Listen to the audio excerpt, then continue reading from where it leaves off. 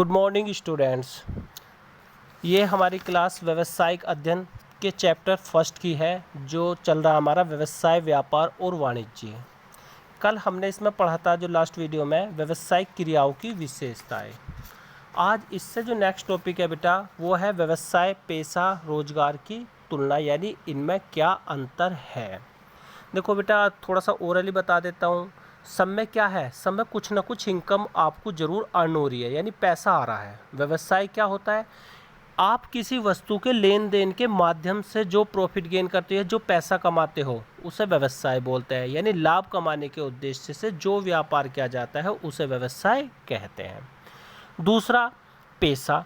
पेशा क्या होता है, पेशेवर ये व्यक्ति होते हैं, अपनी सेवा देकर उसके बदले फीस प्राप्त करते हैं, जैसे एक वकील होता है। रोजगार क्या होता है, आप कहीं दूसरे के यहाँ पर नौकरी करके या किसी कंपनी में नियुक्ति पत्र प्राप्त करके आप उसे सेवा देते हो, उसे क्या कहते हैं, रोजगार।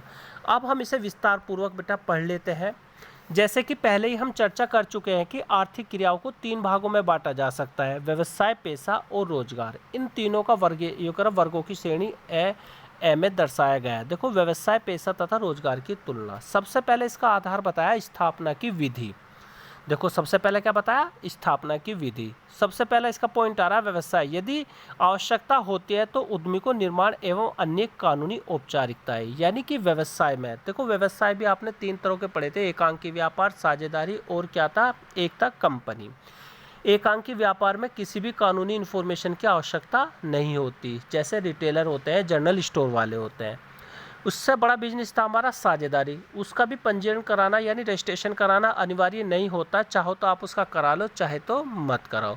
पर बेटा, तीसरा एक हमारा बिजनेस मैंने जो पढ़ाया था, कंपनी। कंपनी में जो होता है, रजिस्ट्रेशन कराना कंपलसरी होता है। तो ध्यान रखना बेटा कि इसने बताया है इसमें कि हम यदि आवश्यकता होती है तो उद्यमी को निर्माण एवं अन्य कानूनी औपचारिकताएं जरूरी है। दूसरा, पेशेवर में किसी व्यावसायिक संस्था के सदस्य तथा किसी व्यवहारिक योग्यता का प्रमाण पत्र होना आवश्यक है। कैसे, देखो, अगर आप वकील हो तो लॉ की डिग्री होना जरूरी है। आप चार्टेड अकाउंट है तो आप पे सीए होना जरूरी है। आप डॉक्टर हो तो डॉक्टर भी पेशेवर होते हैं। डॉक्टर है तो आप पे मेडिकल की एमबीबीएस या कोई ऐसी डिग्री होनी चाहिए जिससे कि आप उस पेशे से काम कर सकें। तो उन्होंने क्या बताया कि किसी व्यावसायिक संस्था की सदस्यता तथा किसी व्यवहारिक योग्यता का प्रमाण पत्र होना आवश्यक है। रोजगार, नियुक्ति पत्र तथा सेवा समझौता। जब भी आप कहीं रोजगार करते हो तो वहाँ पर आपको एक नियुक्ति पत्र मिलता है और नियुक्ति पत्र में आपका एक समझौता होता है। दूसरा पॉइंट बताया कार्य की प्रकृति। देखो, कार्य की प्रकृति में व्यवसाय में सबसे पहले पढ़ते हैं उपभोक्ताओं को वस्तु तथा सेवाओं की सुलभता देना। देखो, व्यवसाय में क्या होता है, आप जो है उपभोक्ताओं को वस्तुएं देते हो, जबकि पेशे में व्यक्तिगत विशेषज्ञ सेवा प्रदान की जाती है। इसमें हम क्या करते हैं, हम किसी की एडवाइस भी दे सकते हैं, उसके बदले भी पैसा ले लेते हैं। तो ये कह रहा है व्यक्तिगत विशेषज्ञ सेवाएं प्रदान करना होता है। तीसरा, रोजगार, सेवा समझौता या सेवा के नियमों के अनुसार कार्य करना पड़ता है, यानी जो आपका रोजगार में जो आपका एग्रीमेंट हुआ उसके अकॉर्डिंग आप काम करोगे। तीसरा पॉइंट है जो इसका आधार है, वो है योग्यता। कोई भी न्यूनतम योग्यता आवश्यकता का निर्धारण नहीं है, यानी आपको एक व्यवसायी बनने के लिए आपको क्वालिफिकेशन की कोई योग्यता की आवश्यकता नहीं है।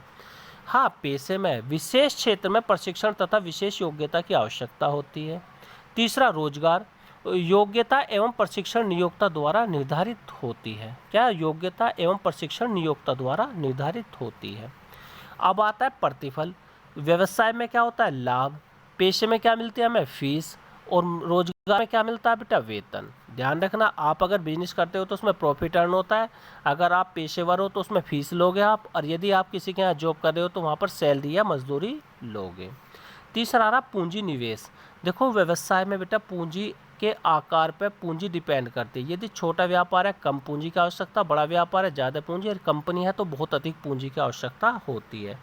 पेशे में ज़्यादा पूंजी की आवश्यकता नहीं होती। वकील को क्या करना है, वो तो अपनी फीस जो ले रहा, काय की ले रहा, अपने विशेष सब्जेक्ट की ले रहा है, अपने की मैं लॉ का हूँ, तो उसे कोई ज़्यादा अपने व्यवसाय में पैसा लगाने की आवश्यकता नहीं होती। तीसरा, रोजगार, पूंजी की कोई आवश्यकता नहीं है। क्यों, क्योंकि आप इसमें दूसरे के यहाँ पर काम करते हैं। जोखिम, लाभ अनिश्चित तथा सदैव नियमित जोखिम, यानी लाभ तो अनिश्चित होता है तथा सदैव जोखिम बना रहता है। देखो आप ध्यान रखना बेटा कि व्यवसाय में लाभ और जोखिम दोनों ही एक मतलब चलते हैं। आपको ये ज़रूरी नहीं कि आपको प्रॉफिट हुआ है, इसमें आपको लॉस भी हो सकता है। यहाँ पे पैसे में फीस निश्चित व नियमित है, इसमें कोई जोखिम बना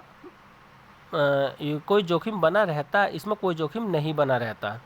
ठीक है बेटा, एकरा फीस निश्चित व नियमित है, इसमें कोई एकरा कुछ जोखिम बना रहता है। यानी क्या कुछ का मतलब है, कभी कभी क्या होता है कि कोई जिससे हम एडवाइस दे रहे हैं, सलाह दे रहे हैं, जिसका हम केस लड़ रहे हैं, उससे पूरी फीस ना पाना, पर बहुत नाम मात्र के बराबर इसमें जोखिम होता है।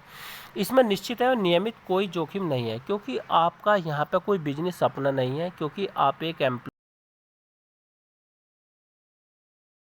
होगा वो मालिक को होगा, यानी कि हमारे रोजगार में कोई जोखिम नहीं होता।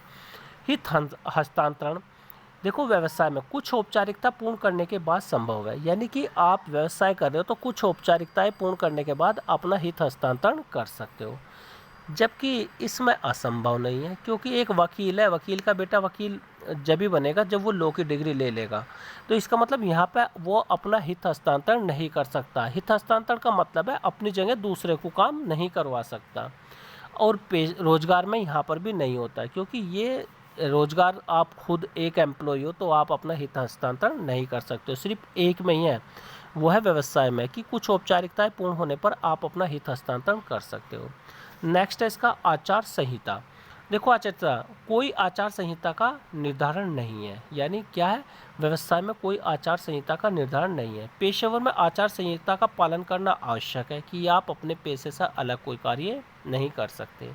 व्यवहार के लिए नियोक्ता द्वारा निर्धारित नियमों का पालन करना आवश्यक होता है। अब आता है, देखो इससे नेक्स्ट जो दे रखा है, इन्होंने दे रखा बेटा, वैसे ये जो ऊपर मैंने टॉपिक बताया ये बेटा पेपर की दृष्टि से मोस्ट इंपॉर्टेंट है, difference between the business profession और आपका आ रहा आपका रोजगार में। आगे चलता है बेटा व्यवसायिक क्रियाओं का वर्गीकरण। देखो उद्योग और वाणिज्य ये दोनों व्यावसायिक क्रियाओं का भाग है। उद्योग का अर्थ है वस्तुओं का उत्पादन करना। देखो बेटा उद्योग जो होता है वहाँ पर रॉ मटेरियल से किसी वस्तु का निर्माण किया जाता है, तथा प्रक्रिया वस्तुओं के आदान प्रदान का संभरण तथा वितरण को संभव बनाने वाली क्रियाओं को वाणिज्य के अंतर्गत स्थान दिया जाता है। इन दोनों वर्गों के आधार पर हम व्यावसायिक फर्मों को औद्योगिक उद्यम तथा वाणिज्यिक उद्यम की श्रेणी में रख सकते हैं। अब हम विस्तृत रूप से व्यावसायिक क्रियाओं का अध्ययन करेंगे। जैसे इन्होंने बताया उद्योग, पहला क्या बताया, उद्योग वे आर्थिक क्रियाएं जो संसाधनों की उपयोगी वस्तुओं में परिवर्तन से संबंधित रखती हैं। देखिए उन्होंने वे आर्थिक क्रियाएं, यानी कि आर्थिक का मतलब वे जो पैसे से संबंधित क्रियाएं होती हैं वे संसाधनों की उपयोगी वस्तुओं में परिवर्तन को संबंध बनाती है। उद्योग में क्या होता है, किसी भी कच्चे माल से एक नई माल का उत्पादन किया जाता है, जिसे हम क्या कहते हैं, जिन्हें हम उद्योग कहते हैं। उद्योग की श्रेणी में आते हैं। उद्योग शब्द प्रयोग उन क्रियाओं के लिए किया जाता है जिनमें यांत्रिक उपकरण व तकनीकी कौशल का प्रयोग होता है। यांत्रिक बोलते हैं बेटा जो मशीनों द्वारा, और तकनीकी कौशल यानी नई नई तकनीकों के द्वारा काम होता है। उद्योग में वस्तुओं और उत्पादन प्रक्रियाओं में पशुओं के प्रजनन पालन से संबंधित क्रियाएं सम्मिलित होती है। व्यापक अर्थ में उद्योग का अर्थ समान वस्तुओं से संबंधित वस्तुओं के उत्पादन की लगी इकाइयों के समूह से होता है। उदाहरण के लिए कपास या रुई से सूती वस्त्र आदि बनाने वाली सभी इकाइयों को उद्योग कहते हैं। इन्हीं के समकक्ष बैंकिंग, बीमा आदि सेवाएं भी उद्योग कहलाती हैं, जैसे बैंकिंग उद्योग, बीमा उद्योग आदि। उद्योग की 3 श्रेणी में बांटा जा सकता है, प्राथमिक, द्वितीयक और तृतीयक उद्योग। बस बेटा ये आज की वीडियो आपकी यहीं समाप्त होती है, और बाकी हम कल पढ़ेंगे इसमें उद्योग से आगे। ओके।